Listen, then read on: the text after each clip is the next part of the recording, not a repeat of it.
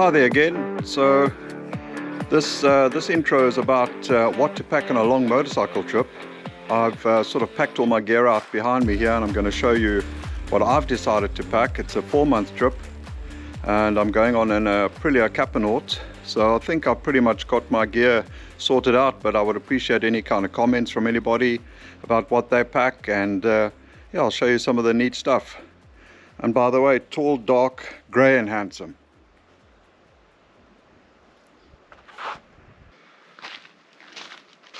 Right, so let me just start over here. Firstly, on the ground is my tarp, which I think is going to be really useful, and just over there I've got some tarp poles which are light aluminium. But yeah, I've got a quick drying towel from Adventure Rider, which I hope will be good. Pollution, which I think everybody needs to take. And because it's so rainy here and where I'm going into Ireland and to Scotland, I decided to have a rain fly which goes over my tent. This is made by Crew Outdoors, and you know, this is a reflective fly sheet, so at least keeps you cool when it's hot, and also keeps the tent a lot more dry. This is just a lightweight, simple travel pillow. I hope it's going to be alright. It's about 40 centimeters by 29 centimeters, but it's nice and compact. I'm just taking some parachute cable, which is always useful for just hanging up your goodies and bits and pieces, as well as just a simple jump cable, although I would have liked a booster pack. I think that would be a lot easier. This is a really cool chair. I haven't used it yet, but looking forward to it. When I set it up, I was super impressed. It's made by G4 but what I like about it is a little bit higher off the ground, so that you don't have to struggle to get up and down, and it's got some decent back support, and it's really lightweight. Taking as well bike rain cover, which I think is always important if you're parking in an area that's perhaps a little bit dodgy, but also just generally looking after the bike. Yeah, this is just cooking equipment. This is really cool as well. I like it. It's actually super small and really lightweight, and it fits into this really light box, so that's really nice. And of course this doubles up with a cup, and I've also decided, you know, I've got a pan and just some basics like coffee, sugar, and yeah, coffee, sugar and milk. This particular tent here I'm really super happy about. Although it's not the smallest tent, it's actually a 3-person tent, but it's reasonable size. I think it weighs about 7 kilos, which is not light, but I'd rather have a little bit of space to put my gear in when I'm actually inside the tent. And yeah, I'm looking forward to using this tent. It's easy to set up, and it's got a vestibule out the front where you can actually pack your gear, which I really like. So this rather large bit here is a sleep system, and I'm looking forward to trying this out. It's also made by Crew Outdoors.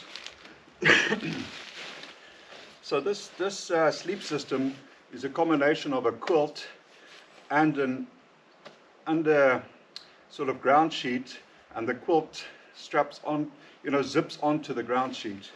And what I like about this is that it's insulated and a graphene infused sleeping bag. So it's a combination of my self-inflating mattress as well as a sleeping bag in one.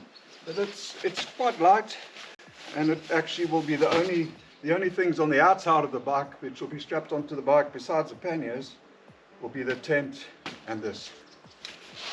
Yeah, I've got one of these inflatable pumps. Quite like this. It's also lightweight. I'm going to be just it's simple to use, rechargeable with a USB, and that's made by Ring. It's a little bit heavy, but it's super compact and useful. And I'm going to just put that into one of these tubes down here. I've always liked having one of these kind of straps, crocodile kind of straps. They're really useful. You can actually cover a lot of everything on the back of your bike, and they're quite safe. Because my bike uses 15W50, I decided I'm going to take at least a liter of oil with me for 5,000 kilometers, because I find that I can't always get that at the garages, etc. Taking 2 pairs of gloves as well as some Spada over gloves, which hopefully will help on those wet days. Some flip-flops and good old Swiss Army Leatherman. Rain gear. I've got these really nice travel bags to put in my clothing. So clothing, I'm really going to just probably take 3 pairs of undies, 3 t-shirts, pair of jeans, and socks basically. Got a tire repair kit, a bag for my documents, and good old WD-40, as well as I've got some muck-off anti-fog treatment for my helmet and my glasses, which tend to mist up. A beanie. Yeah, this power pack. It's a 20,000 milliamp power pack. Hopefully that's going to help with recharging most of my GoPro equipment. And then I have a laptop bag over here as well. And yeah, torch. It's not really much else really. I think that's, I probably should weigh it, but I don't think I've overpacked. And yeah, also duct tape, of course, don't forget duct tape.